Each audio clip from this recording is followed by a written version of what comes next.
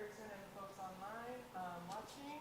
We'll be having our event today called Reclaiming Witches and Monstrous Women with Sehba Sarwar, Asaye FitzGerald, Olga García, and Alicia Vogl Saenz. And first and foremost, we want to acknowledge and honor the Taviam and Chumash and Kangba and all the original indigenous peoples of the land upon which we stand on. And I wanted to also introduce our first writer, Sehba Sarwar. Sehba Sarwar has produced essays, fiction, and poems that have appeared in the New York Times, Los Angeles Times, LA Parent, Asia Magazine of Asian Literature, Kalalu, and elsewhere. Her short stories are anthologized by Feminist Press, Akashic Press, and HarperCollins India.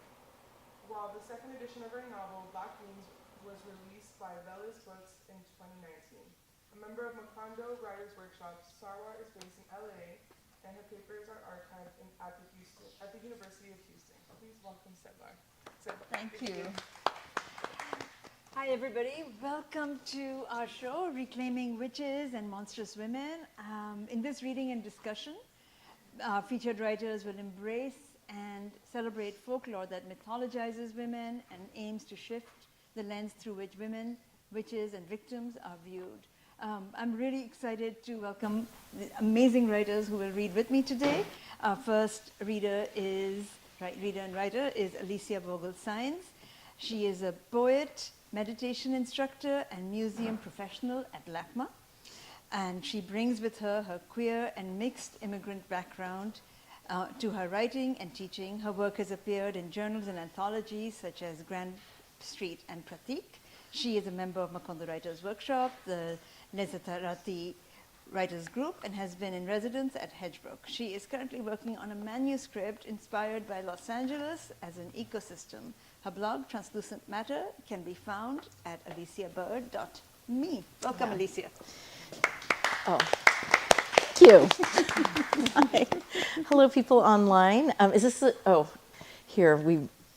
It's hard to tell when you're doing things virtual and in person, so I'm just going to pretend we're not virtual, even though that we're all here in this room, whether you're not here or not.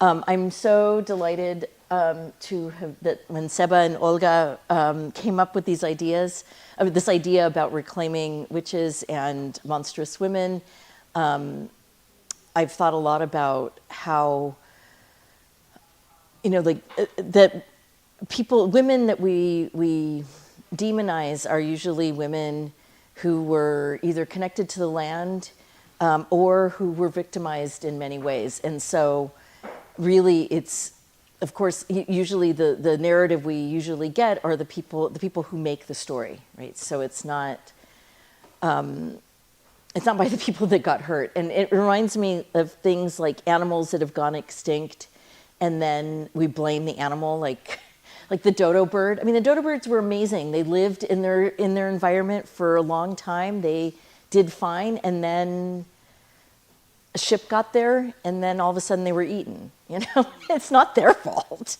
right? So, and they weren't stupid. I just say, they just didn't need flight, and so they were easily captured. But they weren't easily captured. There was no snakes there, so they weren't easily captured on the ground. And anyway, that's a digression. But I wanted to start out by just during the pandemic, I got really into tarot, and I had always wanted to, and it was something I didn't have time during shutdown. Actually, we're still in the pandemic, so just during shutdown.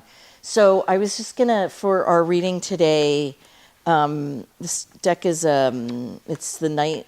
It's like an animal night guardian deck.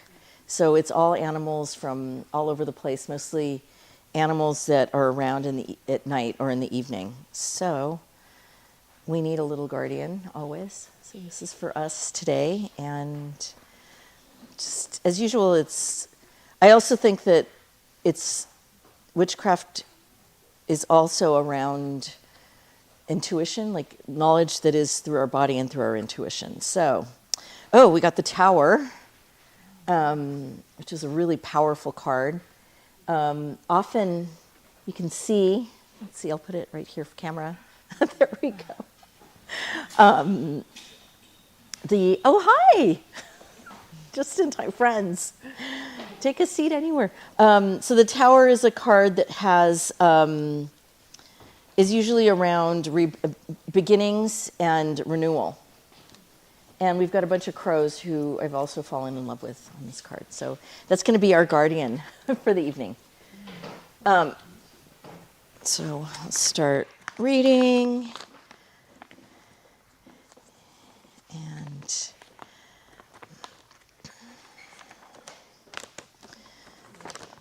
so, yeah. So I've got, what, about 5 left? No, okay. Yeah. So I'm working on this, on a book, like they said, about Los Angeles as a landscape and as a wildlife, but also thinking about how the land can make us settle in our place, like settle our minds. So I'm going to start out with this. This is called Soundscape Meditation. This is simple. You can be anywhere, in line at a pharmacy, on your couch, taking a walk with your dog, on the corner of Wilshire and Alvarado, at the waterfall in Eaton Canyon, perched on a rock at Matador Beach. Take a breath, close your eyes, open your ears. Wind in trees, floorboard creak, bars of music, cars on the street. Hummingbird chirps, street vendor, raccoon chatter, cell phone chime, pieces of conversation, cat paws on hardwood. Let it all be sound, not pleasant or unpleasant, just there. Take a breath. Open your eyes. Notice what your ears hear. Notice what your eyes hear.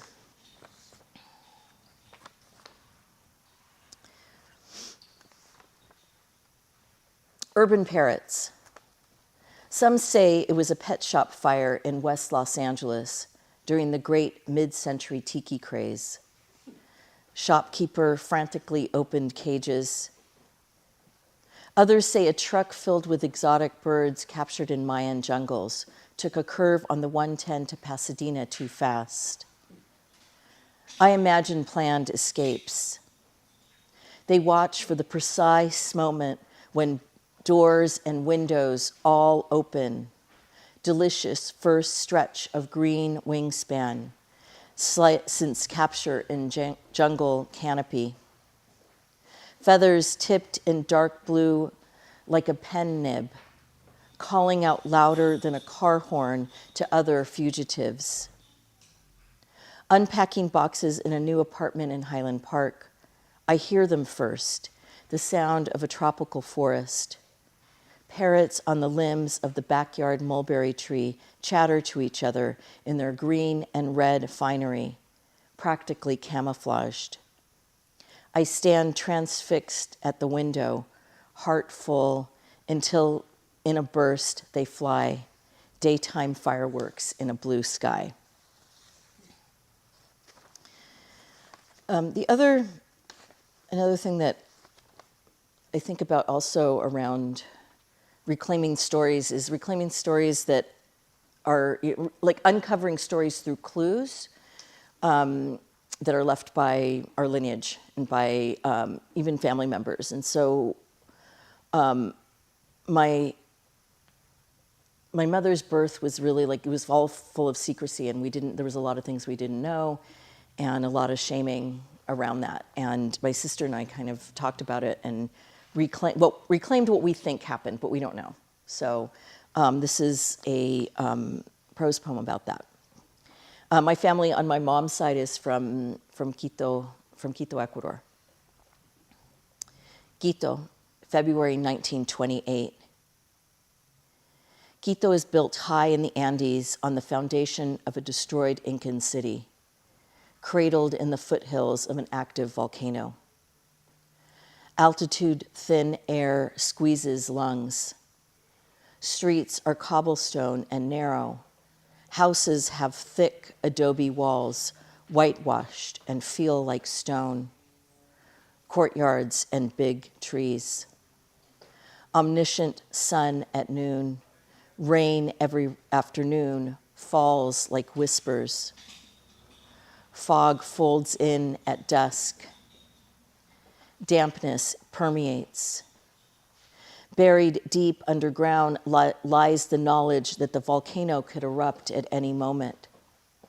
The fog, the thin air, and the massive Andean landscape feel like being shut in. Quito is like Jane's England and Federico's Spain. A ruined girl ruins a family.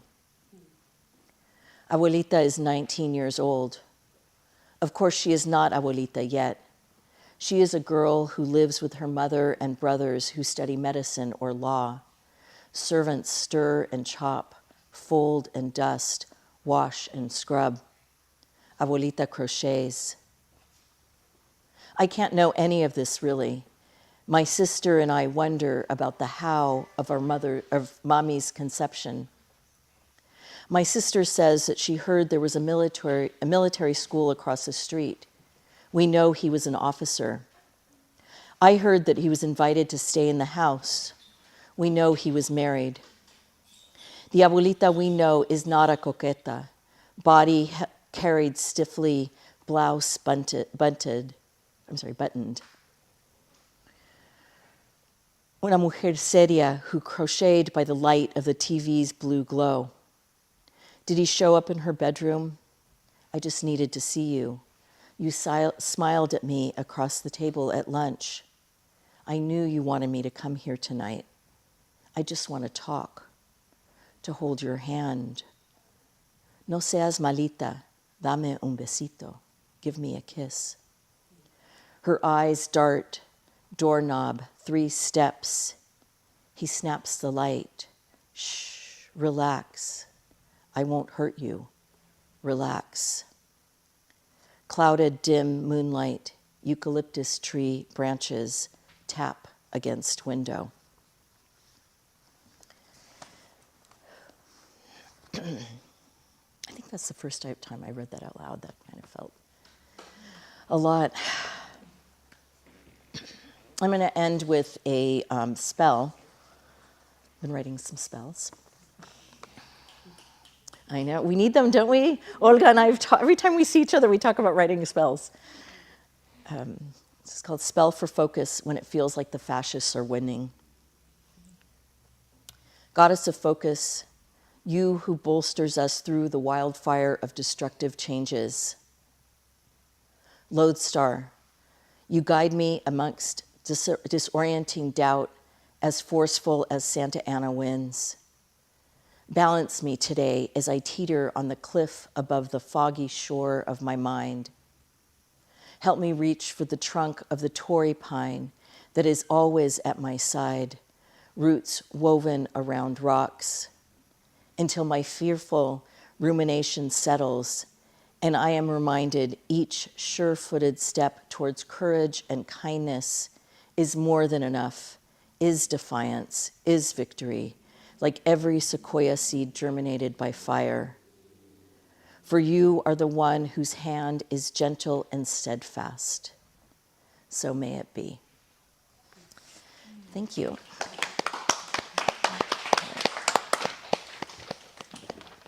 Thank you, Alicia. Our next writer is Asaye FitzGerald. She's a Los Angeles-based Hapa poet from Hawaii, with work in journals and anthologies, including the American Poetry Review, Works and Days, and Monstrous Review. She earned an MFA in poetry from San Diego State University and a BA in English Creative Writing from the University of Southern California. For over a decade, she has worked on behalf of creative writers in her role as director of Poets and Writers, and she can be found at jamiefitz.com or on her Instagram haiku page at jamiefitz.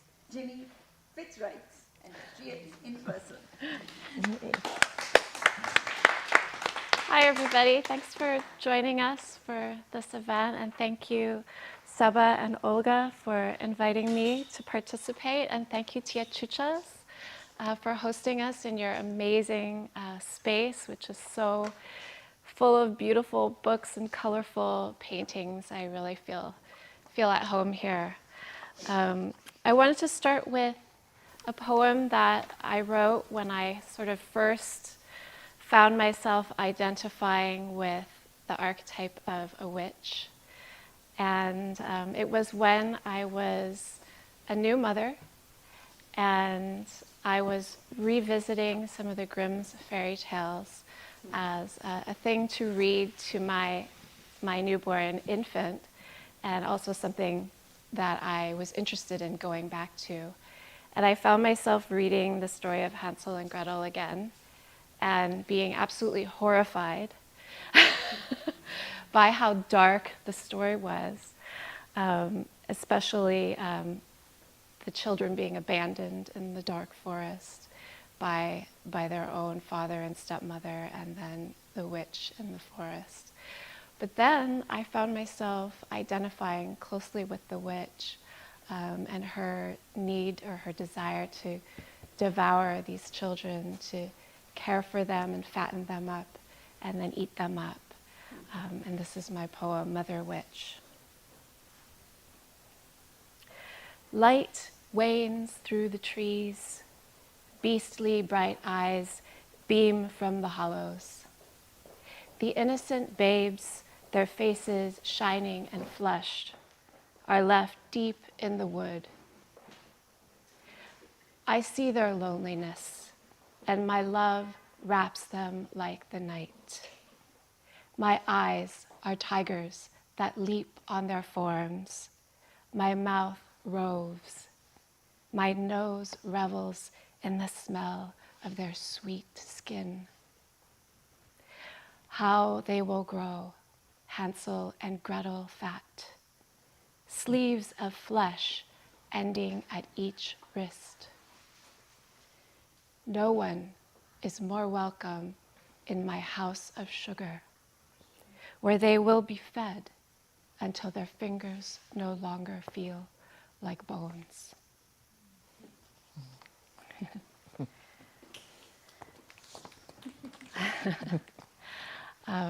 So from the devouring love of early motherhood to a slightly more experienced experience of it, which is functioning as a woman and a mother in a society, capitalist and patriarchal society, which requires a kind of monstrousness, a kind of fierceness from women to be able to be all things to everyone all the time, at all times.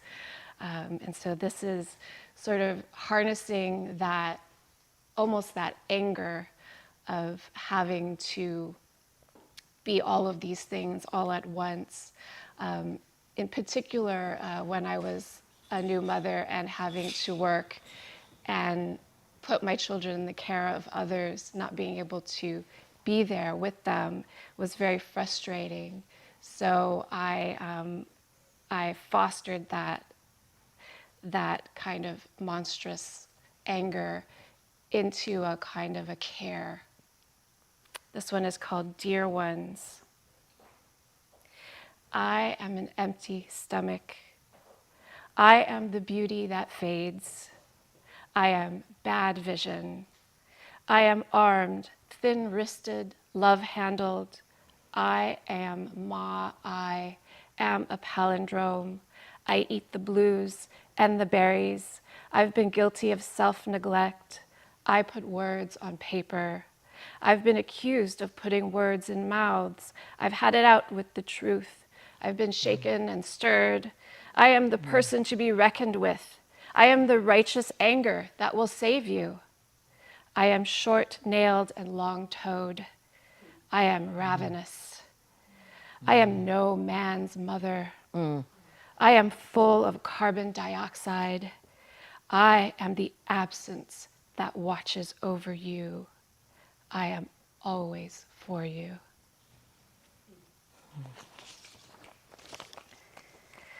For those who are standing, please feel free to move forward and sit. Yeah. Yes. And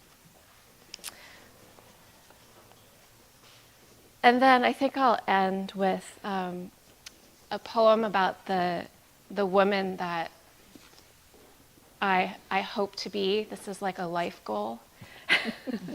And I'm thinking of the witch, the voodoo witch who lives in the bayou, or the wise medicine woman of the jungle.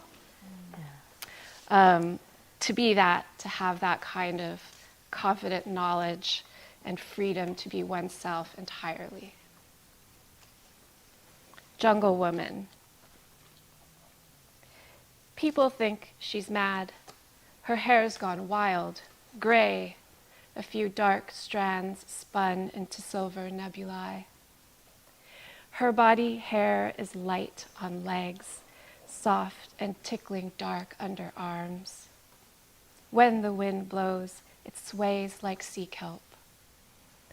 Her bush has engulfed all borders, maintains itself, and roams to any country it chooses. Her vocabulary has broadened to include all the names of dirt, the eyes and lips of the world. Once in a while, she puts on her Diane von Furstenberg dress because it's silk jersey. Instead of being burned to ash, she wants to be buried in a shallow grave. People think she's mad, but her vision is improved, her hearing sharp. She stumbles less and less. Thank you. Thank you, Jamie. And next reader is Olga García Echeverria. And she is born of wind, water, and migrating dreams. She is a creator and destroyer of languages. Her work can be found in numerous literary venues such as The Sun Magazine, Latino Book Review, Imanami, and oops, I lost my, how do you say? Iman. And Joyland and Cultural Daily. She and the Cihuacuatl La Lloronas, did I say that right? Cihuacuatl. Cihuacuatl, oh my God, I butchered that. All right, she and Cihuacuatl La Llorona's indigenous predecessor are great friends. You can find her at olgagarciaochevera.com. But you can really find her here today, right now. Yes. Thank you. Thank you so much for being here. Muchas gracias por estar aquí. And thank you for, do I have to move over here? No, I'm good. All right. Yeah, I'm just going to read some poems. I love La Llorona. I grew up hearing stories about La Llorona. Olga, Olga, you need to move up. move up. Oh, I need to move this side. Aquí. Okay. Hello again. So I was just sharing that I grew up with these stories of, you know, El Cucuy and La Llorona. Those were our bedtime stories, right? And I think even as a child, I was fascinated by La Llorona. And of course, I was scared of her. But there was also this part of me as a young girl that I was always just kind of curious because I knew there was more to her story. I think she's quite fascinating, and I just love asking the question, why, when we have these monstrous women in our culturas, as our archetypes, just the layers, right, behind those women. So I'm going to read this poem. It's called Somos Muchas, and I need my glasses because it's small print. Y ya estoy vieja. Somos muchas. All I'm saying is don't lump us all together in the same cazuela as if you were making capirotada. Somos muchas, las muertas, las lloronas. Hay lloronas who appear bloody and greñudas with barbed wire tangled around the fill in the blank. It takes skull and skill and a particular aesthetic to being dead, but even a face lacking eyes can be beautiful. You just have to know how to carry it. You just have to know how to wear the void. Listen, hear those high-pitched cries that sound like newborns and cats in heat? That's me. That's us. Have you heard of La Carretera que chilla? Those are all the whistling bones on the road of time, along the arroyos, dumped in the ditches. That's me, that's us. When you hear the rattles and feel the earthquake beneath your feet, that's me, that's us. Somos muchas, las lloronas, las muertas. I'm the enchanting long-haired woman who lures the drunken into the woods. Ven, ven acá. And then watch as I open my huge horse mouth to devour unfaithful lovers. The women of Central America aren't fucking around. I'm the kind of llorona who likes to snatch small things humans go crazy when they can't find. Keys, wedding rings, money, children. Ay, mis hijos. Damn, I should have put a copyright on that, right? How many centuries now? Que I kill men, que I kill mis hijos, yan, disque, maybe. Okay, yes, but why? Why? Don't forget to ask why. Y no se hagan. You all love your monstrous female archetypes, your terrible, terrible mother. That's me. That's us. And you, scholars, forever taking me, us apart and putting us back together again. I'm flattered, really, pero también, where are my flores? Where are my altars? I'm here to tell you it takes a lot of work being a llorona, una muerta, mujer mito. Long-ass, unpaid hours, no justice, no closure, no respect, no peace. It's a split existence, one foot firmly buried in the underworld and the other still wandering around in un tacón rojo, dando patadas and doing zapateadas. And it's not like that at all. Me, who you fear, I'm collecting all the scattered bones of women and children across the land. There are so many. Me, who you vilify, I cradle the warrior women who die in childbirth. I wrap serpents around my waist. I am pulverizing bone at the beginning of time to bring forth life. I am always bringing forth life. It is I who comes here again and again to shake and awaken your skeletons, to scream, to frighten you with an obsidian mirror. I take all your man-made horrors, all the female sorrows of the world, and drown them in a bathtub, in a river. You see, I am a river, a lake on the highest of cliffs spilling over, a rising ghost, ocean, howling, howling in its unceasing waves. Thank you. And I wrote this poem for Sihuacuatl. Siwa meaning woman. I don't need them now because this is big text.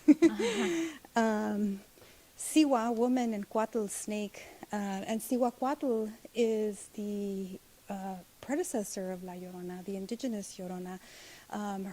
She was a goddess, and like many of the pre-Columbian goddess, sort of an ambivalent creator that could do both harm and good, and definitely someone to be revered and feared, but also was the patron goddess of the women who died in childbirth, who were given the same respect as warriors who died in battle. And she was also who the midwives came to for medicine, for guidance. And she had many, many different roles. She went from being a very complex, layered mother goddess, and many times very loving, but also that factor, right? That's you don't want to get on her bad side, is what I'm trying to say. She went from that during the colonial period. In the 1500s, when the Spanish arrived in Mexico, to becoming a woman who kills her kids and becomes a monster. And she's no longer a goddess, so she's lost all this power. And that's the myth that is passed down. So this is just me reaching back and just, there's so many different ways to, I think, dialogue con La Llorona. I went to a walk this morning in Altadena, Pasadena, at the foot of the Angeles Forest, and the water is amazing.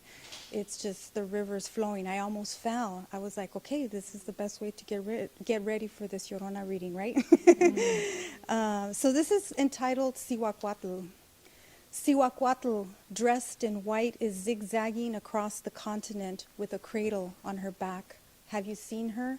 She is the earth goddess, scaled-skinned ghost woman who lost her child at the crossroads. Call it a river, call it a border, call it a courthouse. She's gone back to look for her child. She always goes back to look for her child. But in place of her baby, she finds a sharp dagger. Cihuacuatl, part woman, part serpent, takes the dagger. She has always taken the daggers. She has carefully tucked them into the folds of her skirt, underneath her wing sleeves, behind her ears, beneath her forked tongue. She carries a dagger. Cihuacuatl, she once wept so much her tears filled up an entire lake. Now she is deep water, obsidian clawed woman, waiting for me, for you, for us to cross her. Yeah.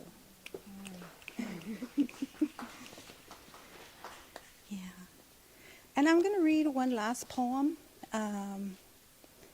This one's in Spanish. And it's, sorry, need my glasses again.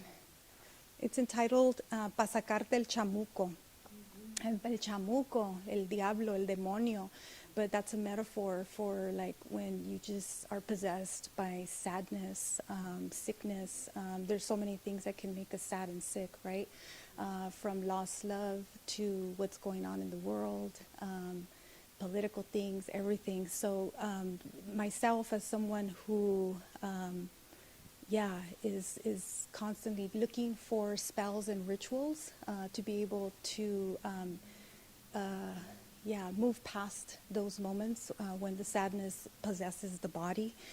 So this is Para sacarte el chamuco in Spanish. Para sacarte el chamuco, búscate un mar, un río, un lago. Échate a caminar por su orilla. Con tu boca invoca mujeres de agua, diosas marinas, voces de poetas ahogadas. Llámalas Yemayá, Llorona, Oshun, Atl, Alfonsina. Entrégales a ellas pies descalzas, cicatrices heridas, canastas de conchas, caracoles. Para sacarte el chamuco, haz más leve tu luto, sumérgete en agua, flota, flota como flor de loto, flota, flota como gaviota, ave de alivio. Para sacarte el chamuco, préndete como foco fluorescente. En tus noches más oscuras, créete luna, lámpara de amparo, relámpago plateado, estrella, planeta. Imagínate lechuza, misteriosa, Buda desnuda, venado en el bosque, témpano de hielo en Alaska. Para quitarte el chamuco de encima, hazte el amor a ti misma 1000 veces. Tócate los senos, imagínate amazona, caballos de deseos dominas. Imagínate Safo, tu sexo, una lira al alcance de tus dedos. Imagínate isla, círculo de blanca espuma te consuma. Eres Eros, orquídea de orgasmo. Para sacarte el chamuco tendrás que abrir por fin las puertas de tu pecho. Hazlo como si estuvieras abriendo las puertas grandes de un balcón. Un golpe de aire feroz te entra, tigre de viento con dientes y garras, todo arrastra, todo alza, todo avienta, pa' fuera echa, tormentoso llanto, pa' fuera echa, triste, feo espanto, pa' fuera echa, rompe sonrisas, sombras, cenizas, al viento avienta, flores secas, polvo, miedo, mal de ojo, todo pa' fuera echa, hasta que te quedes limpia, hueca, como cáscara bella, hasta que te sientas caracola, fresca y vacía por dentro. Thank you so much. Thank you so much, Olga. Before I read, I want to thank Luis Rodriguez, who is also part of the Macondo Writers Workshop, and he invited me to use the space, and I want to thank Jackie and Brian and all the amazing team at the Achuchas. This is just such an amazing space, and I'm so thrilled to be reading here with this group of witches and mujeres and women and orats. Lloronas. And Lloronas, sí, absolutely. Oh, yeah. And I'm really happy to see all of you. I am going to read, so thank you for joining us online and in person. I'm going to read an excerpt from my novel Black Wings. The second edition was published in 2019 from Belize Books. The novel's protagonist is Yasmin. She's a divorced woman from Pakistan, and she lives and works in Houston. She is estranged from her mother, Leila, and she blames her for her twins' death in Hawa Gali, where the family visited each year, each summer, and this is in northern Pakistan.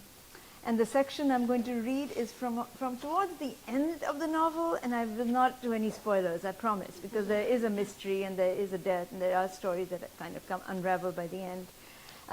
This part happens when Yasmin and her children return to Pakistan and they visit the north with other family members. Their summer home is, there's a myth in their family about witches they call kanizes, and they roam the mountainside. So in this section, which is in this chapter is in Yasmin's voice, she and her cousin Fazila are encountering a woman in a home that they thought was abandoned. So this is in Yasmin's voice.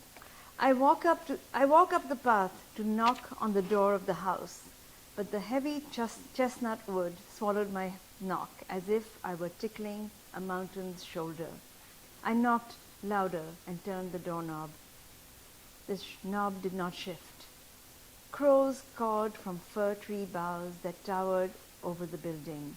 I walked along the pathway by the side of the house, thinking that perhaps the woman didn't hear my knock on the front door, but the side door was also locked. Oh, shoot, I read the wrong section, sorry. Oh my goodness. This is when she goes back. So we walked up the pathway and knocked on the door of the house. To our surprise, the brass knob twisted open, so they actually managed to get in the house. And we stepped into the dark room lit by sun rays streaming through a stained glass window. No one seemed to live in the space, since there was no furniture, but the building was seeped with the scent of burning wood, as if a stove or a fire had recently been lit in the building. I flicked my finger along a built-in shelf. It came away clean, no dust. Looks like someone's taking care of this place, Fazila said. The flooring and the walls of the entrance lobby were dark. We allowed our eyes to explore the space which we had never seen, although we had spent many summers in Hawa Gali. On the ground, in the corner, lay a black cloth that looked like tar. I stepped back. Fazila shuffled her toes. We should go. This place is creepy. We heard shuffling and the creak of another door.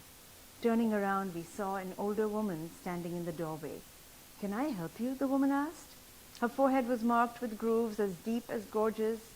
I could not tell where she was from.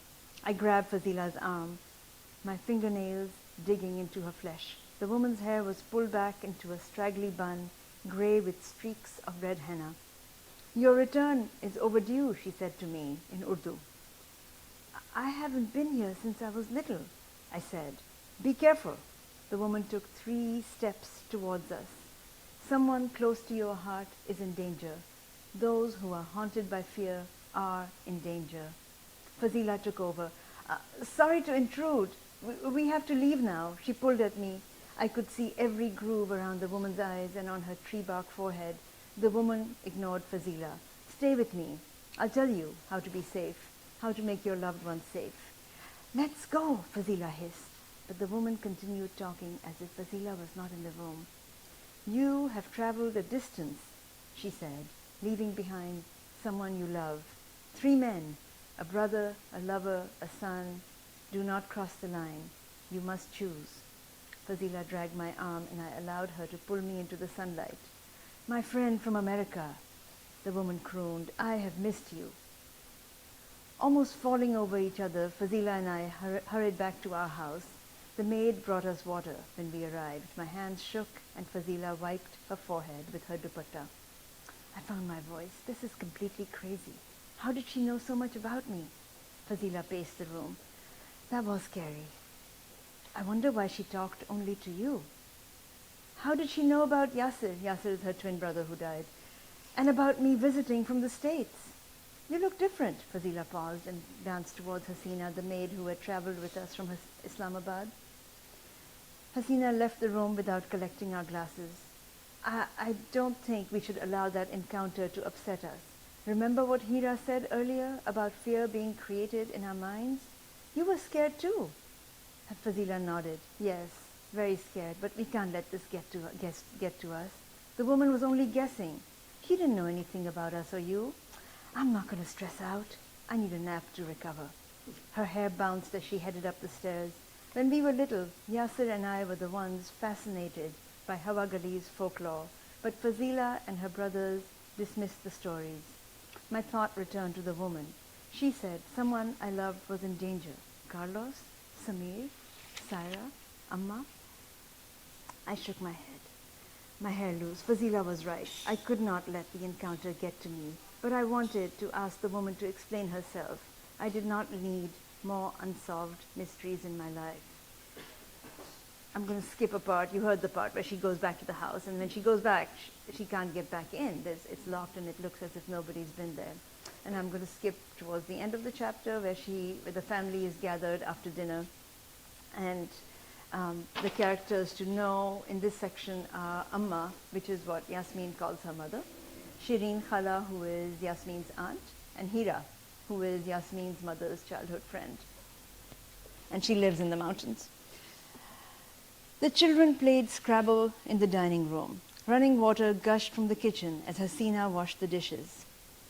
Rested from her nap, Fazila entered the family room and poured herself a cup of tea. Have you told them yet? She asked. I focused on the newspaper. Why don't you tell them? Or maybe you don't think it was a big deal? Don't be sarcastic. It doesn't suit you. She turned to Amma, Hira, and Shireen Khala. Yasmin and I visited the abandoned house today. We saw a woman who gave us dire predictions. She called Yasmin, my friend from America. She talked as if she knew me, I said. Fazila looked around the room. I admit, I was frightened. But we came home. I took a nap and woke up feeling better. But I went back. Fazila's smile faded. I didn't know that. Did you see the woman again? I shook my head. Shireen Khala knit her brows together. Hira said, I heard something about a woman living at that house. She's supposed to be a caretaker. You didn't imagine her. She's said to be eccentric. I wouldn't worry about her. She knew I lived in the States. Hira's response was much like Fazila's. She could have heard talk in the village. Don't forget, your maid is from around here. You can't keep secrets in Hawagali. I noticed her shooting a glance towards Amma. We thought the woman was a Kanese, Fazila said. A Kanese? Hira's voice was a bullet ricocheting in the air. I wish someone would, how do you say, deconstruct the legend? What does the word refer to at all? Dupattas, heads being covered, women going against the social norm. People always have to view women who act against custom as evil or as witches. Thrilled at the academic turn of the discussion, Shireen Khala joined in. So little is known of the gullies and local mythology. I used to think that we had made up the myth because of our Kanese boa. But I've talked to villagers, and there are legends about witches here. They don't call them Kaneses as we do in our family, but people believe that witches roam the mountainside. If we examine the legend, we can view our Kanese boa and their witches as powerful women that people fear. They have wings and are capable of camouflage.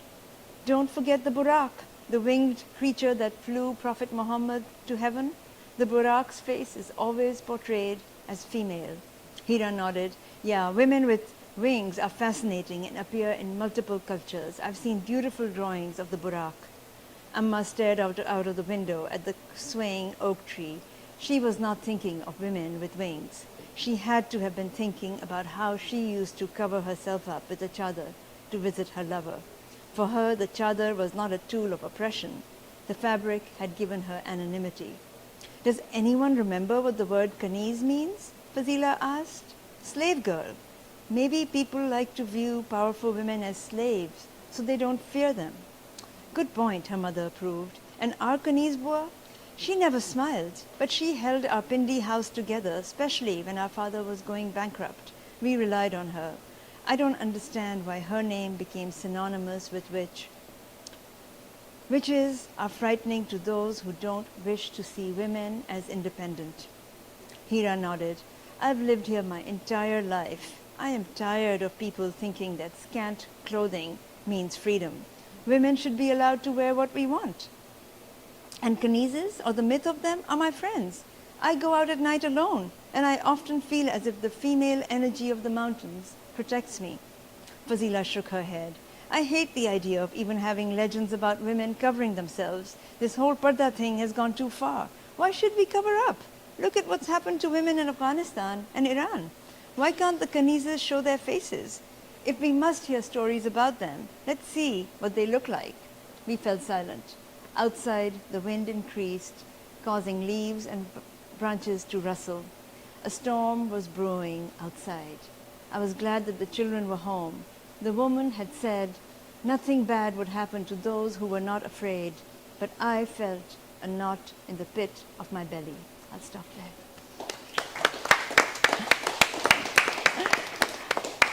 I actually have never read that section out loud. I've read Black Wings many times over the years, but because we came up with that title, that section just jumped out at me because it fits so well into this whole conversation about witches and how we see the mythology about women. So I want to ask you all, and we'll open it out for questions. We have some questions for each other, and then we can open it out for questions for you. Oh, sure. Yeah. I can do that. You want me to? So we're going to talk amongst ourselves a little bit, and then we'll open it out to you. Talk about today's title, Reclaiming Witches and Monstrous Women, and how today's title resonates with you and is reflected in your work. I'm going to start with you, Olga, since you and I sat at a cafe coming up with this title. Yeah. Yeah, so like I was sharing earlier, I think even as a young girl, I was very curious with personajes, characters that were sort of deemed as monstrous or traitorous, and just growing up around a lot of patriarchy. I think for me, I didn't buy it. I was like, there's more to the story. And I'm always like drawn to monstrous women because I think, you had kind of mentioned it in your story and your reading. It's sort of like that power is feared, and so then it has to be vilified, especially female power. So I think reclaiming that power and, just looking at all the different layers that are there is important for us as women. It's important for me as a writer, and it's important for me as well as a writer, as a woman. Yeah. As a woman, yeah. Yeah, for me, I completely, I was kind of always fascinated with witches, and I spent a lot of time as a kid in Ecuador, like we'd go back and forth, and I would always feel like it's like reality was different. Like my tia, I had a tia, she wasn't really my tia, but she's my tia. That makes sense. That makes sense to everybody who has extended families, right? I had a tia that she was actually of Lebanese descent living in Ecuador because refugees end up everywhere, which is why my dad ended up in Ecuador too. But she would read tea leaves and coffee leaf, and that was one of the first things I learned. She was also divorced, which was a big deal, and she was my mom's best friend. And then you'd come back here, and then she said something about she knew about energies, and like she read the world in a really different way. And I was really close to her, and my mom too. My mom, came here, and she would be like, it wasn't that she said she was psychic, but she would imply that she had a special connection with her children. Like she would say, "Oh, I know when you're hurting," or "I know," but it was because it wasn't because of. It was like a connection that was more brujeria, right? It was a lot more. And then I also thought a lot about how our lineages, like that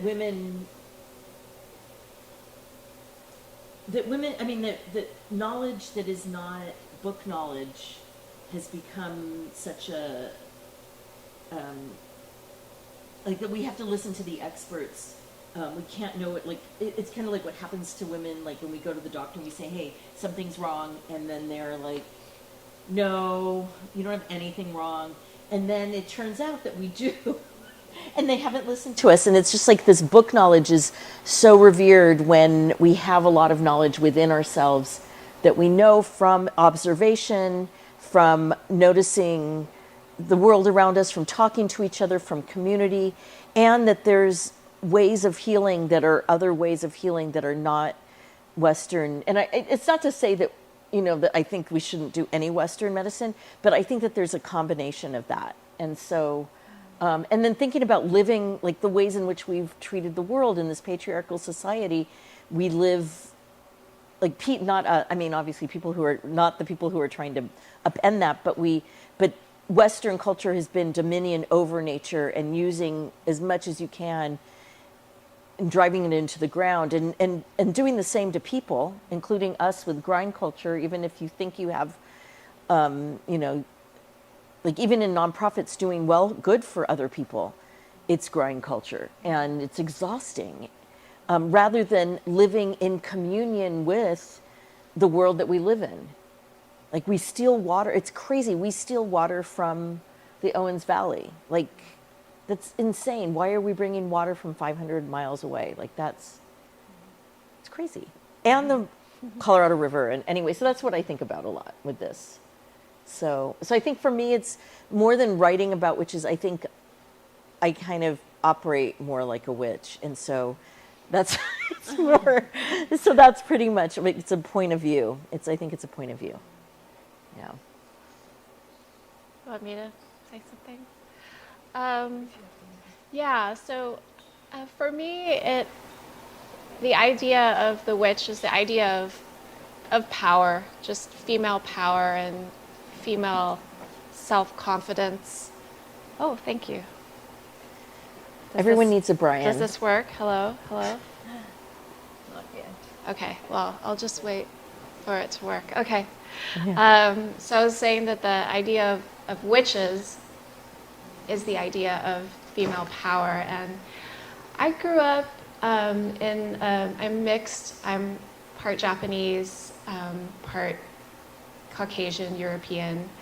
And it's a bit of a stereotype that, you know, Japanese women are very demure, very quiet, very submissive. There might be some examples of that could be seen as being the truth. And in growing up with my female role models, to my mom and her sister, you know, they might on the surface fit those stereotypes, but from what I know about them, they're incredible women, and they're incredibly strong and loyal and hardworking and fierce in their own ways. And so reclaiming this idea about, you know, what gets remembered also about women, that's helped me, because I think a lot of our stories have just been erased or haven't been heard or have just disappeared through time. And so I'm hoping that in my work, in some way, I can channel that energy and tell stories about my experiences as a woman, as a mother, as somebody who, you know, is going through all the transformations that women go through throughout their life, from puberty to childbearing to perimenopause to menopause to becoming, you know, that powerful crone. So those are some of the things that I think about when I think of witches and women. Thanks, Jamie. And I think my dad, I made quite a flip, you know, all of you read poems, and then I jumped into my novel, which is a very different thing. And then there's this dialogue that's happening in the book between women, about women, by women, and the whole it's all of the text is challenging the mythology about women, and that really is where I come from. And this story that the novel is centered around, where the twin dies because something happens in the mountains, and this myth of the Kanis, and the Kanis in this family, it's not a name, it's not a myth that's used nationally, or it's not in the region, but it's actually a true story. In our family, we had this myth that there was this woman roaming the mountainside, and that we had to be afraid of her. And our parents used that as a way to keep us inside the homes and not go adventuring out. And then, of course, she was based on somebody real in the city. So that made us even afraid of that woman in the city, because then we had to like listen to her, and she was the caregiver, and so there was like layers and layers, and then clothing came into that, and then that whole idea of what it means to reclaim it. Then what does it mean? And in the novel, the women in the novel are reclaiming it. They're saying no, we're going to challenge all of it. Clothing, but scarves, no scarves, whatever you're going to do, we're going to talk about the power of women. So the book has been called a feminist text, and it's something that it makes sense that I would write, because I grew up in Karachi, Pakistan, and going back to what Jamie said about the stereotype of Pakistani women of being demure and whatever, obviously you can see that does not fit me, and I didn't have to. No, I did not. I'm shocked. I know. Sorry. And I didn't have to go through a revolution in this country. I already arrived here like this. I was shaped by the women in my family and the women in my community, and I carry that with me. And I'm really, the cover of the novel actually is drawings by my daughter, who is now 18, and she made these, and they're women, right? They're just women's faces.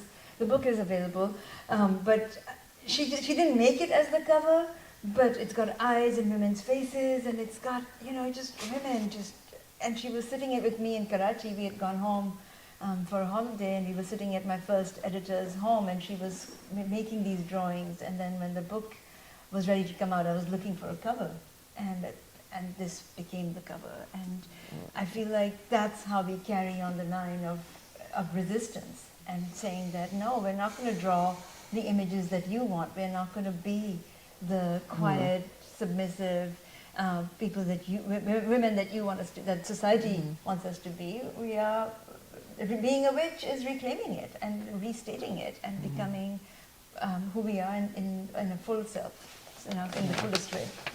So I think we all talked a little bit about family history. Is there anything that anybody wants to say more about family history? That was one of the questions I had.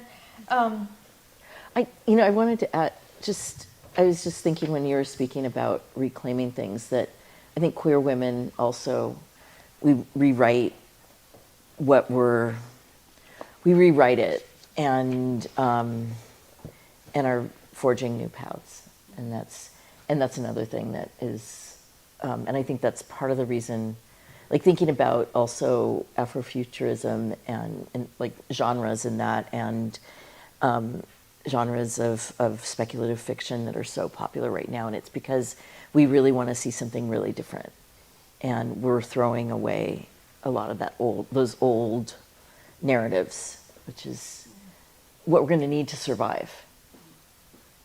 Like for us to include everybody, we need that to survive. Yeah. So that was just a thought I had while you were talking. Yeah. So go on. Others, anything that you want to add? I'm good. Oh, okay. Olga, did you want to say? And I also, and what you talked about medicine, I think was really important, Alicia, because I think that what women can, what we carry in our lineage is a really important sciences and ways to concoct things that are healing, that are not acceptable in Western medicine, right? But my father had cancer, and the doctors gave him 6 months. But my mother found this medicine in northern Pakistan, same area that I'm talking about in the book, where I'm forgetting the name of it, but she got someone to start sending it to him, and it was just something that grows in the soil in the north, and he took that as a tea every single morning, and he lived for 2 years past that diagnosis, but a really full life. You know, it was not a life where he was struggling, and I mean, he lived in his fullest self until the end. And my family really holds that medicine, that one grass. I don't know if you remember the name, Shaista, but anyway, and it's not known. It's not known in the cities. That's the other sad thing, is that even in Pakistani cities, it's not known. My mother just found it, and somebody who knew her. And I remember hiking in Peru, and you know, we chewed on the coca leaf as we hiked, and there's no way we could have done that hike without that coca leaf in our mouths, you know? So things like that. Well, yeah, because it's part of being Andean. I can just say, you know, that, I mean, you do it so that you don't get altitude sickness. Right. So it's not a high thing. It's about it's about not getting altitude sickness. So it's important I was thinking just now when you were talking about medicine, just how women scientists are also making connections that they didn't make, you know, that are new. You know, Simmered, I can't remember her first name right now, but who's a botanist and specializes in trees, and she discovered, and was completely ignored by everybody, by the way, realized of the mycelial network beneath trees and how trees speak to each other, and that there's she called it a mother tree, but people shunned her for, I think it was like almost 20 years for it. But she was right, and she was like, because she was a scientist, she brought the science, which was important, and then she also actually looked at the soil, which other scientists weren't. So, but anyway, that was another. I thought of something actually. Oh, good.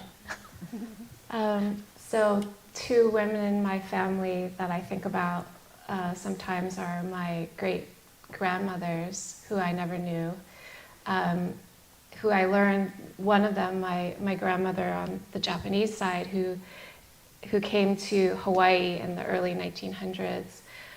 She was a barber and a tailor, and also a healer.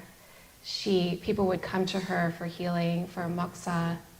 I don't know if I'm saying that right, but it's the burning, using the burning over the meridians of the body for healing. And then my other great grandmother, who was from Hungary originally, she was an entertainer. And that is a kind of witchery all of its own, as we know. And my father's told stories of her, you know, playing a guitar in her lap and singing and entertaining people, and she was a violinist. And so there are all these like incredibly creative and amazing women throughout time who, you know, we just have to remember that on the days when it feels like you're being suffocated by the bounds of patriarchy and the society that we live in, that, you know, it's possible to sing our songs and to tell these stories. Thank you, Jenny.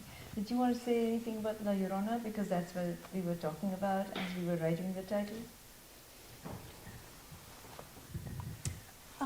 I think just the more I learn about her in a pre-Columbian context, I'm so incredibly fascinated, because even images, like seeing images from the Florentine Codex, for example, as a very early creator, and she looks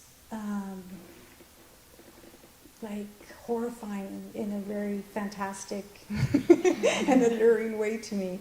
I mean, she looks punk. You know, she's got like these teeth, she's got livers and hearts around her, you know, neck. She's got these banners in her hair that look like razors.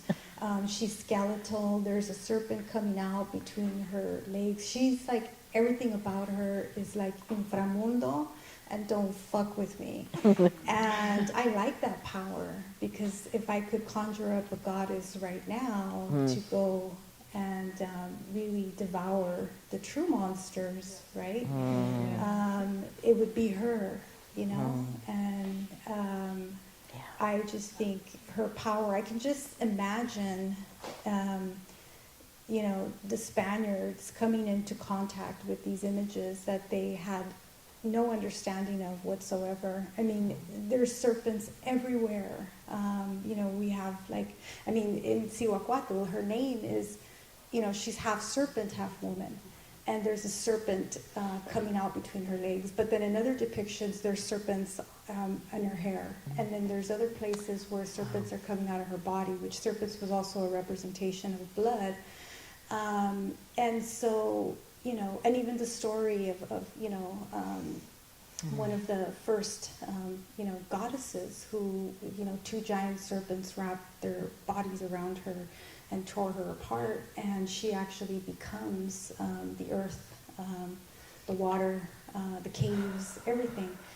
So in that sort of dismemberment and in that repeated image of the serpent, I can just imagine these Spaniards coming into contact with these images and being horrified. You know, they're not like quote unquote pretty. And then also what the serpent meant to them, right? In the context of like you know, Christian context, it just the temptation, the evil, the devil. But the serpent in pre-Columbian cultures is, you know, the animal that travels closest to the earth, always in tune with the earth and with the vibration of the earth, and the serpent that sheds its skin and begins again. So we have the cycle of life and death, and we know that, you know, that cyclical time, that cyclical belief system. So it's just two radically different spiritual views of the world and everything, and, you know, kind of clashing there. So yeah, they called her devil, demon, omen, all of these different things. And what I find really interesting also is the way this powerful goddess loses all of this power under the Catholic Church, and the message becomes like, don't kill your kids. And in the context of everything we're seeing right now, right, the issue of abortion, you know, the dismantling of Roe versus Wade. And then also, if anybody was killing kids in the 1500s, 1600s, 1700s, indigenous and black, you know, women and children, it was the Spanish soldiers under colonization, all right? But somehow, who emerges as the monster? This woman, right? So I always tell my students, like, why don't we have a Llorón, you know? Like, you know, Cristobal Colón, or Hernandez, you know, those viejos feos, you know. Oh, yeah. They're the real murderers. Yeah, it's true. Thank you. Yeah. Questions from you all? Yeah. Well, you know, I was thinking when you were just saying, oh yeah, just one sec. I'm just going to tie this to even European cultures, right? So, you know, the Greek myths, there's Medusa, who was turning men to stone because they were raping her, you know, a lot, like seriously, like, that's why. And then also, you know, we just, you know, St. Patrick's Day a couple days ago, or was it yesterday? I can't, yeah, it was yesterday. Right, well, that was the, you know, St. George, thanks a lot, took the snakes out of, you know, out of Ireland, right? And they colonized Ireland. So it was, you know, a taking away of, you know, of indigenous Irish culture too. So just to think about solidarity with others. Yeah. Go ahead. Hi, Judith. Thank you. It's very interesting. This just occurred to me late. I just came back from Egypt, and the snake symbols are very similar to what you're talking about. Instead of being a negative, it's a positive image. And it's just in Christian society, or Judeo-Christian society, it's such a powerful negative thing. So it was really fascinating to have to reread it, as it were, in that context. I don't really have a question, but I just was kind of struck by the use of devour, the number of the use, and especially when you read that first poem about Hansel and Gretel, and wanting to devour the children, and how you turned it. You all turned it into a positive thing, which I just thought was really fascinating, because it seems like such a negative, threatening thing. So that's really, I just was really struck by it. one aspect of you all turning the witch into a positive figure. Thank you. Others? Any comments? Anything that Or you join the want? conversation. I was just wondering about, given the current political climate, the women that are allies to the patriarchy, Mm, like, mm. like in your story, you were talking about women, talking about these, Yorona Bruja from Pakistan. I don't know. What is her name? Kaniz, we call her Kaniz, but Kaniz. Churel, the word is Churel in Urdu, yeah. Correct. So Kaniz. And I see the similarities across the cultures represented on this platform.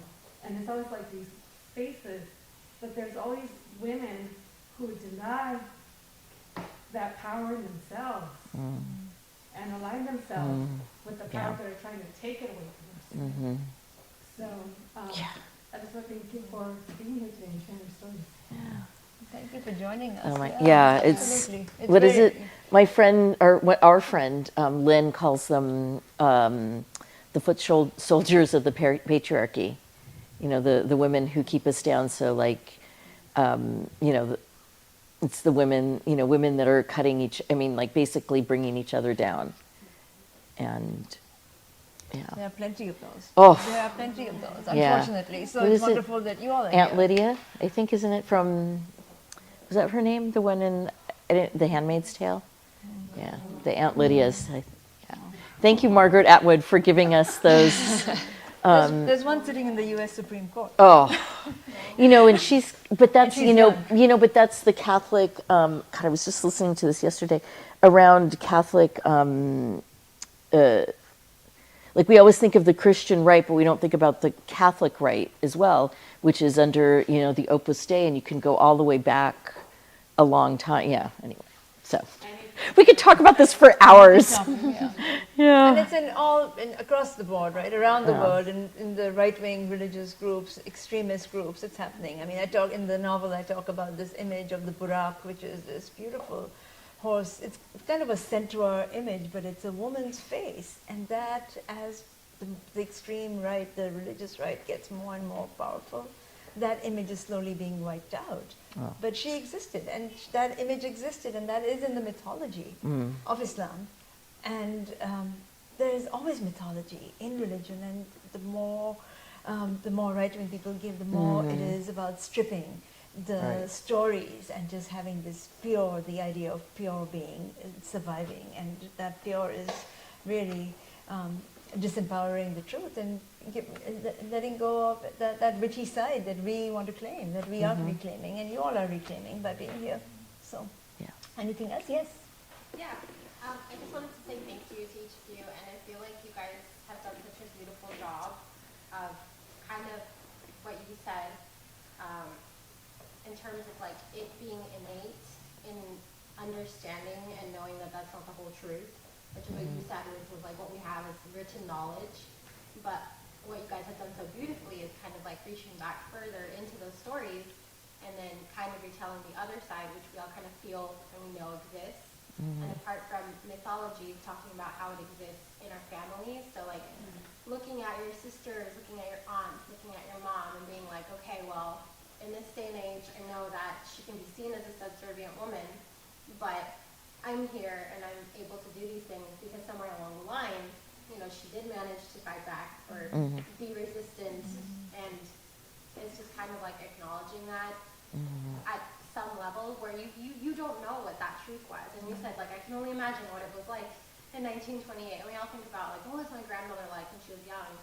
And in understanding a lot of what our cultures have to deal with and what a lot of the women in our culture have to deal with, but, like, somehow we know that it wasn't just all submissive, or that we know that it wasn't all just, like, they're just not fighting. Like, obviously they were, but, like, we don't get to hear about it, like you're saying, because the only truths that we have are those in power now, which is sadly these men.